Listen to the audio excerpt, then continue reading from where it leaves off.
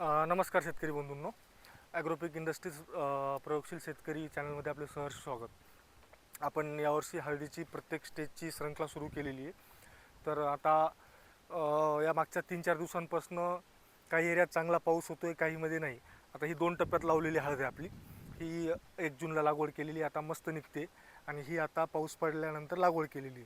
तर आजचा व्हिडिओ यासाठी बनवतो शेतकरी बंधूंनो. आता या बेडवरती आपल्याला हे तण निघालेली आहेत. आता या शेतामध्ये आपलं हरभरा होतं जुनं, तर एक निंदणी वाचवण्यासाठी आपल्याला पॅराकॉट डायक्लोराईड या शेतामध्ये एकरी 1 लिटर प्रमाणे फवारता येतं.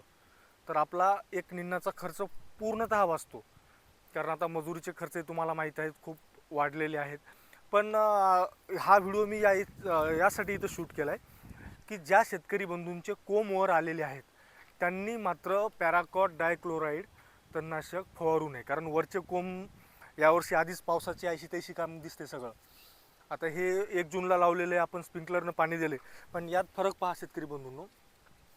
जसं पावसाच्या पानावर हे हिरवं कोंब निघाले, तसे हे पूर्णतः पिवळे कोंब निघतात हळदीची.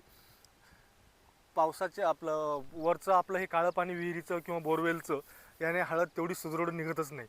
आता यातही तणनाशक आहे, पण यात आपण पॅराकॉट डायक्लोराईड मारणार नाही. तणनाशक याला आपल्याला निंदूनच घ्यावं लागेल. आता ह्या व्हिडिओमध्ये मी मुद्दाम यासाठी दोन्ही स्पष्ट सांगितलं की ज्या शेतामध्ये हळदीचे कोंब वर आलेले आहेत किंवा पानं धरलेले आहेत त्यात अजिबात तणनाशक मारू नका. आता ही आपली हळद लागवड झाली नुकतीच आणि ओलही आहे.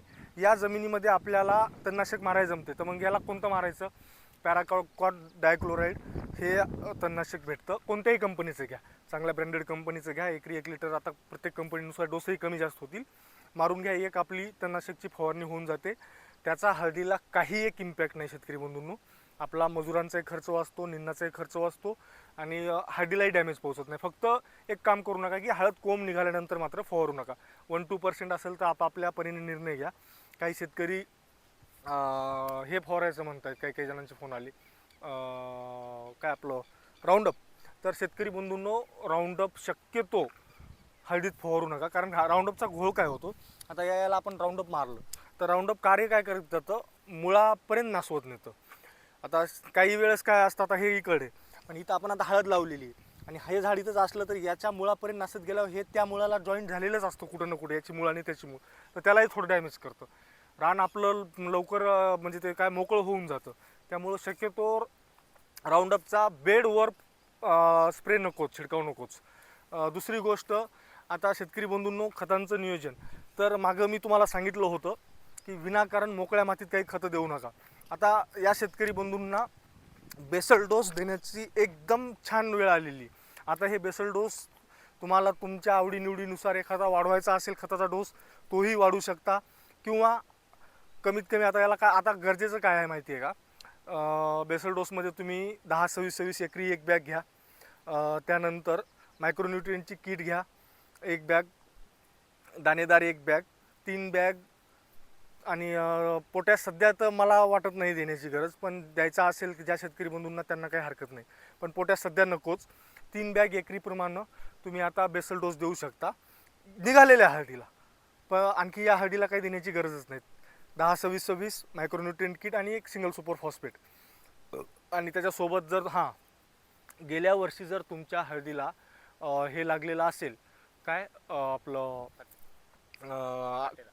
हां, तर फर्टेरा किंवा ओनविक्स यासारखे जे अळीनाशक आहेत ते मात्र खतात जरूर मिसळा, कारण उमणीचा वगैरे प्रादुर्भाव शक्यता नाकारता येत नाही. पहिल्यापासून 2 डोसमध्ये हे वरून गेले तर तेवढाच त्यांचे जे काही अंडे वगैरे असतात न्यू याच्यामध्ये हे झालेले, तर ते मरून जाण्याचे चान्सेस जास्त असतात. तर ते एक टाकायला विसरू नका, ज्यांना गेल्या वर्षी प्रॉब्लेम आलेले होते किंवा ज्यांनी यावर्षी शेणखत जमिनीमध्ये वापरलेलं आहे त्यांनी पण ते वापरायलाच पाहिजे. तिसरी गोष्ट, आता सध्या ड्रिपवर वगैरे यावर्षी लवकर आथून घ्या, त्यात दिरंगाई करू नका शेतकरी बंधूंनो, कारण अल्निनोमुळं यावर्षी एका गावामध्ये 4 प्रमाणात पाऊस पडतो. एका भागाला कमी पडतो, एकाला जास्त पडतो, एकाला पडतच नाही आणि एकाला हेच होत नाही, रोजच्या रोजच चालू आहे. त्यामुळं आपापलं ड्रिप आथरून घ्या आणि बेसल डोस झाला, ड्रिपचंही झालं, फवारणीचंही झालं समजा तणनाशक, तर हां, आणि आणखी काही काही भागांमध्ये पाऊस नाही, जसं हिंगोलीच्या वरचा पट्टा असेल जर त्यांच्या हळदी लागवड सुरू असतील, ट्रॅक्टरच्या सहाय्याने लावायचे असेल तर यावर्षी ट्रॅक्टरला थोडं बेणे जास्त लागते, त्यामुळं बेणे कमी पडण्याचे प्रमाण खूप वाढले आहे. तर शेतकरी बंधूंनो, बीज प्रक्रिया मात्र त्या हळदीला नक्की करा, कारण गेल्या वर्षी जवळपास सर्वच भागांमध्ये कंदकूज वगैरे आळी लागण्याचं, नासण्याचं प्रमाण जास्त होतं.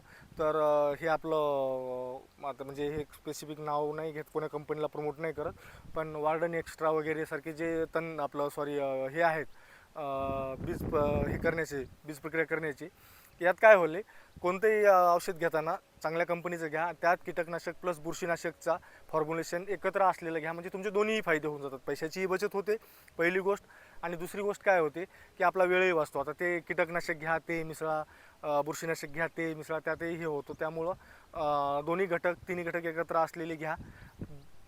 बीज प्रक्रिया करण्यासाठी काही यावर्षी मी व्हिडिओ पाहिले, काही शेतकऱ्यांचे अनुभव पाहिले, ढिगावरती स्प्रेइंग करतायत फवाऱ्याने, याने बीज प्रक्रिया होत नसते. एक टब घ्या 200-300 लिटरचा, त्यात हे मिश्रण मिसळा. त्यात यावर्षी खूप शेतकऱ्यांनी बेणे साठवणूक कांद्यांच्या पिशव्यामध्ये केली होती. तर ते एकदम सोपं जातं. बुडवा, 2-3 मिनिट ठेवा, त्यात नंतर बाजूला काढून ठेवा, त्याला सुकू द्या. डायरेक्ट उचलून लगेच बेडवर नेऊन नाथरायला सुरुवात नका करू. ते पाणी पूर्णतः त्या याच्यात सुकू द्या, नंतर लागवड करायला सुरुवात करा. आणि सर्वात महत्त्वाचं, बीज प्रक्रिया करताना एकदाच औषध टाकून दिलं आणि दिवसभर त्या 2 एकराचं काढत बसलं, याला काही अर्थ नाही. थोड्या वेळाने, कारण मातीसोबत ज्या वेळेस या टेक्निकलचं रूपांतर होतं तर त्याचा pH 0 होऊन जातो आणि ते न्यूट्रल होऊन जातं औषध. तर त्यामुळं काय करत जा, स्पेसिफिक टाईमला थोड्या वेळानं ते मिश्रण फेकून देत जा आणि नवीन मिश्रण बनवत जा. कारण आपल्याला माहिती आहे माती आपल्या बियाण्यासोबत थोडी का होईना माती असते. यामुळं काय होतं की खाली पाण्याचा गाळ होऊन बसतो आणि ते द्रावण जे आहे ते काही वेळानंतर न्यूट्रल होतं.